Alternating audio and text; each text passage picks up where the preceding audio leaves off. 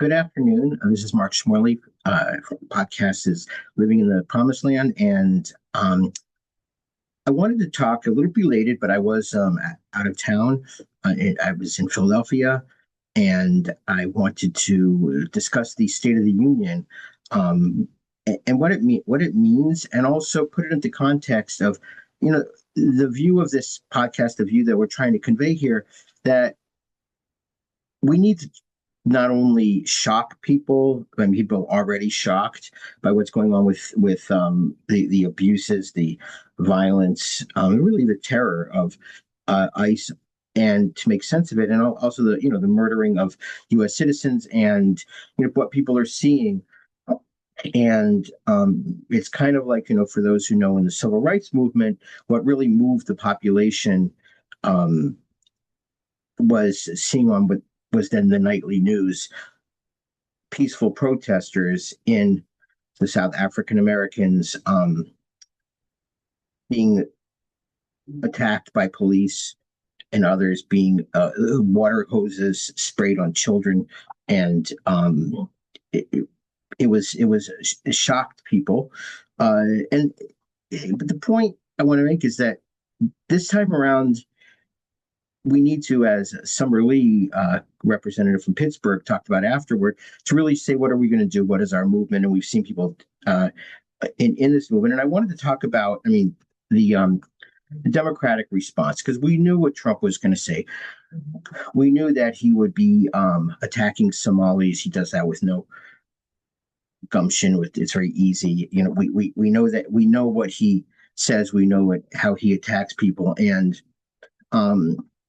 we know that he is speaking directly to his people, that he needs to get, with him still, because 68% of the people don't believe the economy is good, even though he said so. So this affects people, and with immigration has a lot to do with it, tariffs, all these other things. There's so much going on to think about, and so we kind of want to distill it and cut through to a couple of main factors, so that people don't become overloaded. I hope people didn't sit through the whole thing. I did. I hope they actually got some sleep. I felt like I'll never get those 2 hours back, but I also felt like it was instructive to see where it was going. And one of so I listened to Abigail Spanberger, governor of Virginia, who we talked about during her campaign, when we talked about Mamdani and her, and Jackie Sherrill, the new governor of New Jersey. And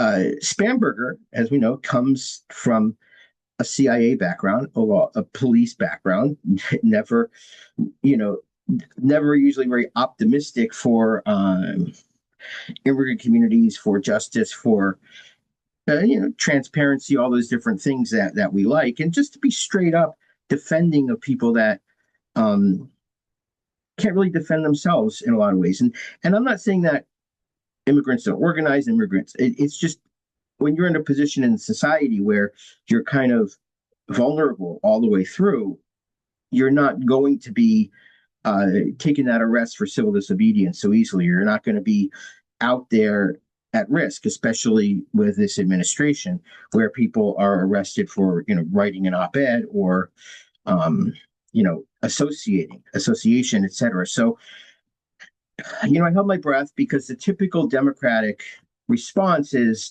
well, we need law and order, we need an immigration system that doesn't reward illegal behavior, all of these awful, I call them tropes, and they've really led to some awful laws over the years, and they are weak. They're weak, because they say, well, we have to do it in a way that's just and kind, but these are people who are breaking into the country, need to be deterred, all these other things. So when you demonize people, and then you say, yeah, but we need to give them due process, but they're not really Americans. So I've gone through different things. I was rereading it, and I do think we need to parse the words of somebody like Abigail Spanberger, because whether we like it or not, these are the leaders of what is the organized opposition party. Now, that doesn't mean we need to follow that party or be part of that party or join the Democrats. People are going to do what they're going to do. But there is certainly the struggle within the party, and there's certainly people within the party that we know are unabashedly um, supportive of universal rights for everybody, and that those include Zoran Mandani, that those include Ilhan Omar, and certainly Rashida Tlaib, um, Summer Lee, uh, Ocasio-Cortez, Ayanna Pressley, etc. Cori Bush, if she gets back in. And remember, these are people that are anathema to the Democratic Party. These are people who are often are marginalized by the Democratic Party.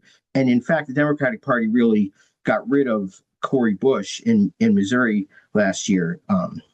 All kinds of things intersect to have that done, mostly support of Palestinians, and but also economically left, and also, speaking about immigrant rights, that's considered, you don't want to go too far, but you kind of have your weather vane. So I look at Abigail Spanberger as a weather vane.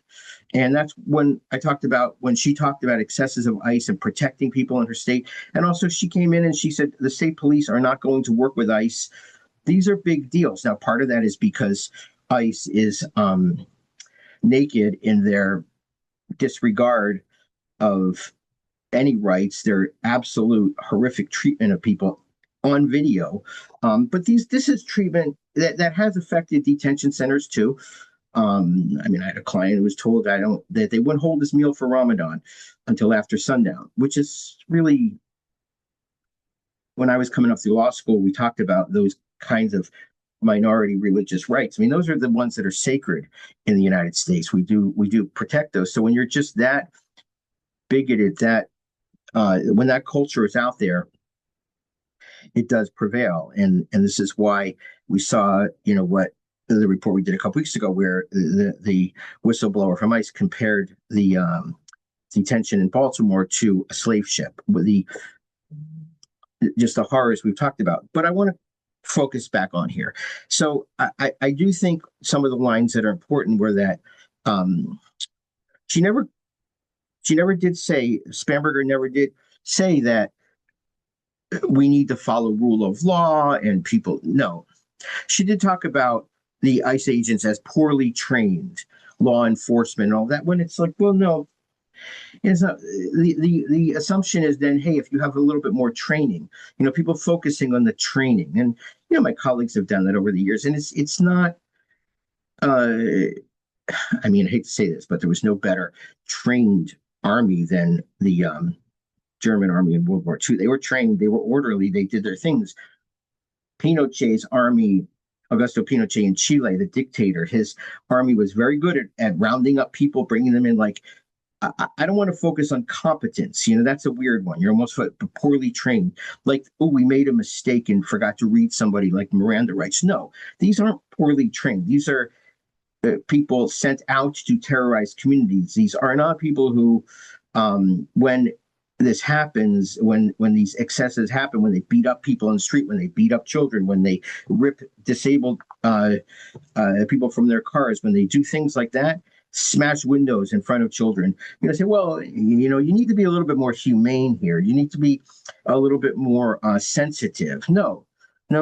This is not what happens. And so I think it's not a matter. It's a mission of terror. It's like, I mean, in all honesty, this is the Night Riders of the Klan in government garb, which happened then too. So I don't mean to use Nazi analogies, because I don't like to use them, because we have them right here, and we need to work on our own history, and we need to go into our own DNA. So I don't want to do that, but I do think that this is what is happening. And so she, and talking about ripping pregnant women from the car, and the boy in the bunny hat, all that's really important, and it shocks people. But I think we also need to, there's a lot of things going on here. And our goal here is to bring them up, as we've done. The detention system, what's going on in detention. I bring some of my own experiences. I bring the ones that are reported, and I bring the activists in here who are working on these issues in the communities, to say, what is it that got you? Because we're all getting more educated. That's what a movement is about.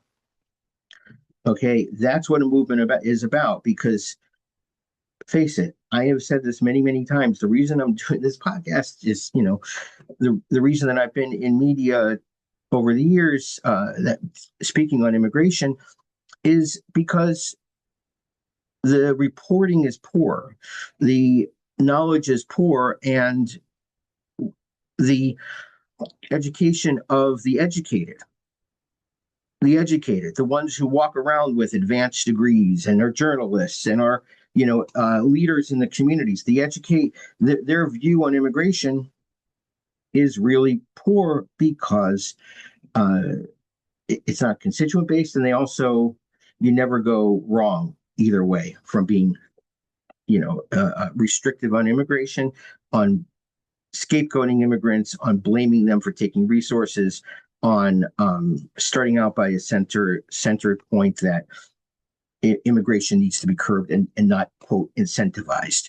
And we're going to talk about some of the things, as we gear towards the attacks right now on Cuba, literal and figuratively, which could drive immigration, the forcing of countries in Central America, some willingly like Honduras, to kick out Cuban doctors and medical missions to harm the health of their own people, make them more vulnerable, cause migration, and also make them suffer more. And so we'll talk about that, and we'll talk about like the what pushes people out and what the U.S. has to do with that, but also to change perspectives. That's the idea, is to sort of change perspectives. So I do want to caution, in some of Spanberger's speech, she mostly was pretty good on it. It was very small, but she said, you know, this is, she talked a lot about law enforcement and the way that enforcement is done to inspire trust and all that. And I can tell you, the community is never going to trust ICE. Uh,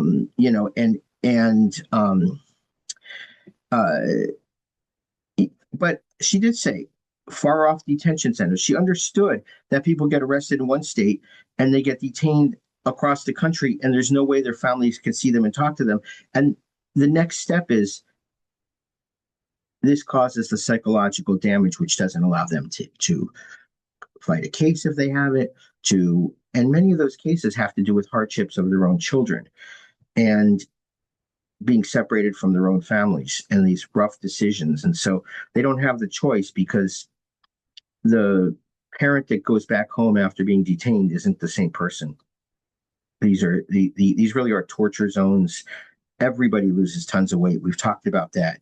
And so yes, this is something that is inhumane. But she also talked about how these are American citizens and people who aspire to be Americans. So I don't know what that means. If you live they say technically, if you live in the United States, you have the same due process. Well, that's a thing people throw around. But also, it's a funny thing because many people are detained. Some have been here a year, some have been here 20 years, 30, 15, it doesn't matter in that sense. And so when you say, well, these people aspire to be American, it feeds the trope that somehow we have this ideal history and culture and country of freedom and acceptance. And if only they can aspire to be American, that means that they are going to act a certain way and be a certain way. And this is where the bigotry is fed that leads to what's happening right now. Well, you're different. You're not American, but you aspire to be there. You can get there. Like you want to be an Eagle Scout, right? Like you want to be, I aspire to be a great, whatever you are, great parent, but you're not there yet, and you need to be taught. I don't like that. I don't like that. The historical basis for that, which allowed her to so casually, or her handlers or whoever wrote it, to so casually throw that in as a comfort piece for people, plays on a supremacy and assumes that certain people is not, you're not really going to be an American if you're from a way different culture. And that is that feeds the discriminatory view that somehow like Western Europeans have an easier bridge to cross to become Americans than, say, Somalis, Afghanis, Pakistanis. Um, they're not so much like us. We hear that. And so I caution people on that. I caution people to watch that. So that's sort of my take right now. I think it was better than I thought it would be because we didn't have to hear this balance of back and forth that we've had on immigration. I think we need to push on these other parts of it. I think we need to feel confident.